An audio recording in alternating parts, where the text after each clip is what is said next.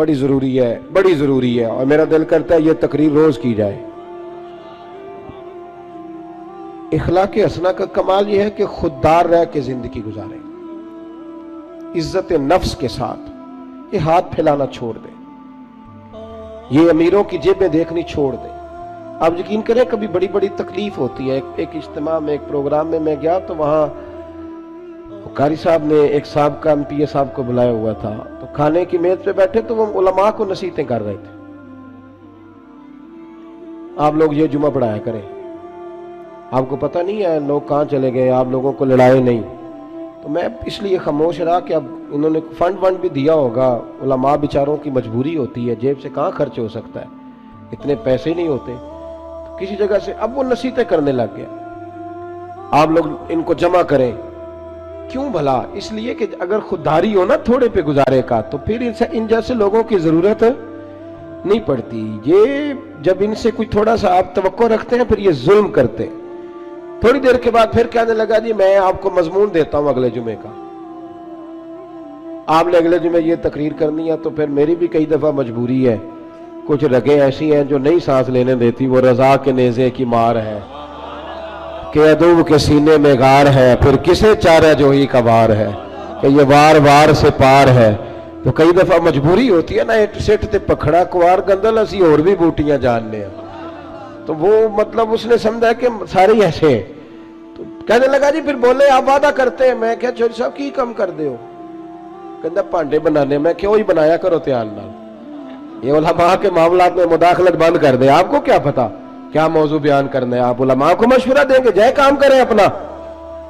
کبھی کسی نے اٹھ کے پائلٹ کو مشورہ دیا ہے کہ جہاز صحیح چلا، اس کے پاس ٹریننگ ہے، وہ مرضی کرے گا، جس طرح کا اس کا دل کرے گا وہ چلائے گا۔ کبھی کسی نے بس کے ڈرائیور کو اٹھ کے مشورہ دیا ہے کہ یہ والا گیئر لگا، گاڑی یہ گیئر مانگ رہی ہے۔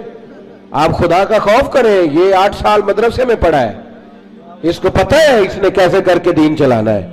اور علماء نے الحمدللہ علماء یہ جتنی آپ کو کہتے ہیں جی مولویوں نے کیا کیا ہے، تو میں نے کہا مسجدیں کم ہوتی ہیں، قرآن سنانے والے زیادہ ہوتے ہیں، یہ علماء کی محنت ہے اللہ کے فضل سے۔ ہر مسجد میں اذانیں ہوتی ہیں، جمعے کا خطبہ ہوتا ہے، یہ علماء کی محنت۔ اور پھر میں نے ان سے قبلہ سے بھی عرض کی، میں نے کہا چھوڑ دے آپ ہمیں بلائیں، مسجد والا سپیکر چلائیں، اب کوئی بندوبست نہ کریں، آپ مسجد کی چٹائیاں بچھائیں، ہم کو محتاج ہے کہ ہمیں بہت زیادہ بندوبست ہوگا تو نوٹ گریں گے تو تب بھی تقریر ہوگی، یہ رسول اللہ کا دین ہے۔ اگر کفار مکہ کے مجمع میں کھڑے ہو کے اکیلے جناب ابو بکر صدیق مصطفیٰ کی شانیں بیان کر سکتے ہیں تو ہم بھی ہر جگہ کھڑے ہو کے بیان کر سکتے ہیں، کوئی ایسا مشکل کام نہیں ہے۔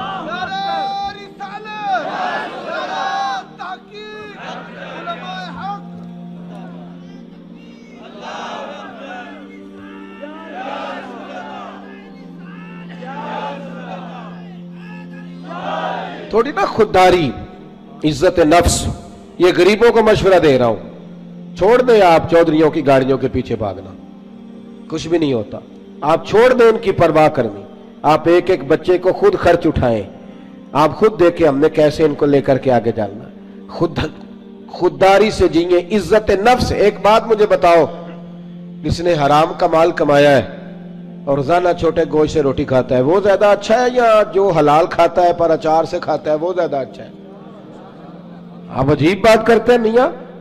میرے ابا جی سے ایک دفعہ میں نے پوچھا ابا جی آپ کو پسند کیا ہے؟ کہنے لگے جو پتر بھوک لگی ہوئے تو ہر شے پسند ہوندی ہے، تے نہ لگی ہوئے تو نخرے ہی ہوندے نے، اور دوپہر کو بھوک لگی ہو تو اچار بڑا چسکا دیتا ہے، کبھی کھا کے دیکھیں، شرط یہ ہے کہ بھوک لگی ہو، چٹنی کی جو لذت ہوتی ہے وہ اور ہوتی کوئی نہیں۔ آپ مہربانی کریں، گڑ سے بھی روٹی گزر جاتی ہے، میں نے الحمدللہ خود پیاز سے کھانا کھایا۔ میں دوپہر کو گھر آیا اسکول سے تو اماں جی سے پوچھا اماں جی روٹی ہے؟ کہنے پتر کوئی نہیں، تو میں نے کہا میں نے کھانا کھانا ہے، تو اماں کہنے لگی بیٹے دو ہی حل ہے، یا تو میں کسی سے قرض لوں اور تمہارے لیے 2 ٹائم سالن پکایا کروں، اور یا پھر تم سیانے ہو جاؤ۔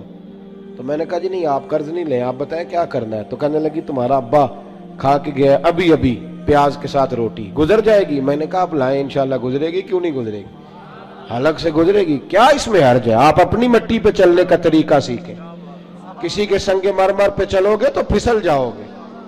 آپ چھوٹی مسجد میں گزارا کریں، آپ خودداری سے جیئے، عزت نفس حسن ہے زندگی کا، یہ اخلاق ہے میرے رسول پاک کا۔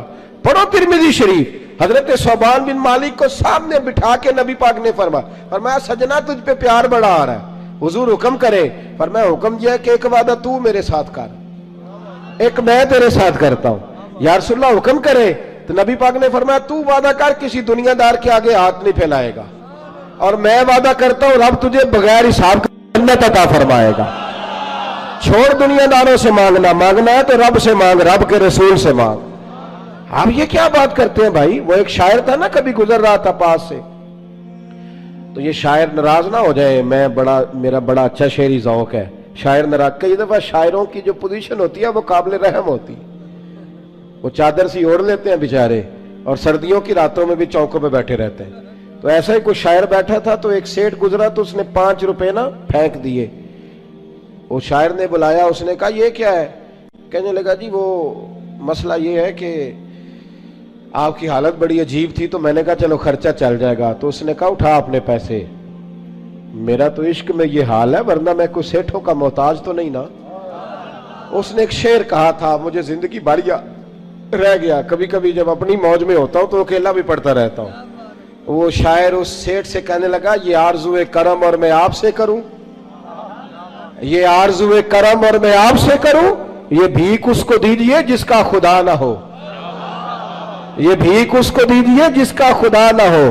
हारून रशीद बैठे गुजर रहे थे, तो हजरत बहलोल दना बैठे थे, तो बहलोल दना जमीन पे बैठे, हारून रशीद हाथी की सवारी कर रहा था, लश्कर था दाएं बाएं आना जाना।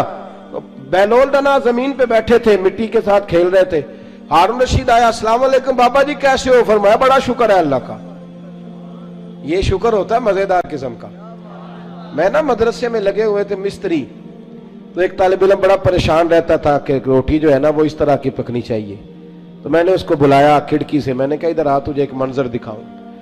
वो मजदूर ना दोपहर को रोटी लाता है, साथ दिहाड़ी लगा होता है ना जो, तो मैंने कहा वो देख मजदूर खाना खाने लगा है। वो अचार 2 रोटियों के बीच रख के लाया है, और फिर टूटियों पे बैठ के उसने हाथ धोए, फिर पानी का गिलास भरा, फिर उसने जब रोटी खोली ना तो वो पोने को भी सारा अचार लगा हुआ था, और फिर उसने कई दफा बिस्मिल्लाह पढ़ी।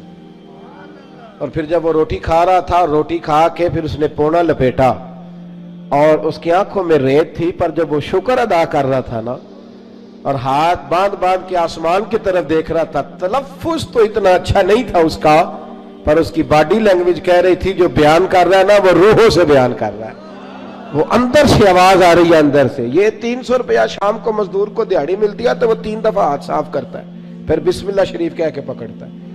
तो जो खतीब साहब कहते हैं कि वो 35,000 अकाउंट में करा देना, उन्होंने तो कभी बिस्मिल्लाह नहीं पढ़ी। ये जब आप ऐसे नोट फेंकते हो तो कभी नाथ खां को देखा बिस्मिल्लाह पढ़ते हुए? सवाल ही नहीं पैदा होता। उसको तो पता है कि अब कौन सा शेर है जो बार बार पढ़ूंगा तो उस पर नोट आएंगे, उसको तो पता है। और साथ ये भी कह रहा है कि मैं नबी पाक के तरफ से आता है तो खाता हूं, तो ये क्यों कह रहा था पहले 25,000 भेजो तो फिर आऊंगा? इसकी क्या जरूरत है? अगर तू हुजूर के नाम पे खाता है ना तो फिर सेठों से सवाल करने की जरूरत ही नहीं। मुस्तफा करीम जब देते हैं तो शान के साथ देते हैं, और घर बैठे बिठाए भी अता कर देते हैं, फिर जरूरत नहीं। बहलोल दना बैठे थे, तो हारून रशीद करीब से गुजरा, बाबा क्या हाल है? का बड़ा अच्छा। कहने लगे बाबा कोई हुक्म ही कर दे। तो बाबा जी मुस्कुरा पड़े, कहने लगे तुझे कौन देता है? कहने लगा अल्लाह। तो फरमाया मुझे? कहा अल्लाह। तो हज़रत बहलोल दना फरमाने लगे ये तो नहीं ना हो सकता कि अल्लाह हारून रशीद को देता जाए और बहलोल दना को भूल जाए, ये तो नहीं ना हो सकता। जा अपना काम कर मियां, तू किस चक्कर में उलझ गया? खुददारी से जिए, इज्जत नफ्स, फटे कपड़े पहन के गुजारा करें। खबरदार, बावकार आदमी शानदार होता है, बावकार आदमी शानदार होता है। मुझे एक बच्चे ने वीडियो ला करके दिखाई, आप यकीन करें मैं आज तक उस बच्चे को ढूंढ रहा हूं। कोई गरीब का बच्चा सड़क पे पेंसिलें बेच रहा था, तो किसी ने उसको कहा, ये इसी वतन की बात, किसी ने उसको कहा ये बेटे 100 रुपया ले लो, तो कहने लगा नहीं मेरे अब्बा ने मना किया है।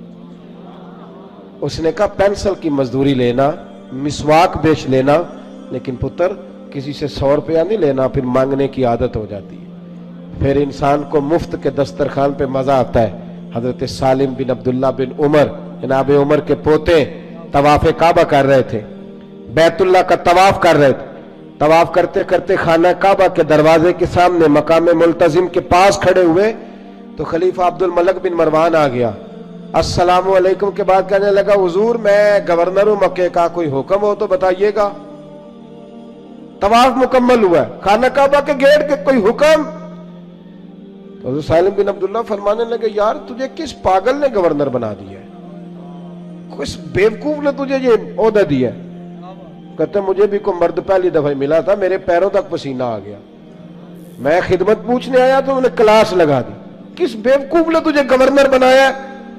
मैंने कहा हुजूर क्या हुआ? कहने लगे तू अजीब आदमी, अल्लाह के घर में आके बैतुल्लाह के सामने खड़े होके रब करीम के घर के दरवाजे के पास आके भी मैं दुनियादारों से मांगूंगा, यहां आके भी मैं नवाबों से सवाल करूंगा, चल दौड़ जा। वो कहते मैं कांपने लग गया कि यह किस मर्द से मुलाकात हो गई है। यहां तो आपको पता है ना, अल्लाह खैर करे, मुसल्ले के नीचे जो मर्जी रख दो, कोई हाल ही नहीं, इल्ला माशाअल्लाह।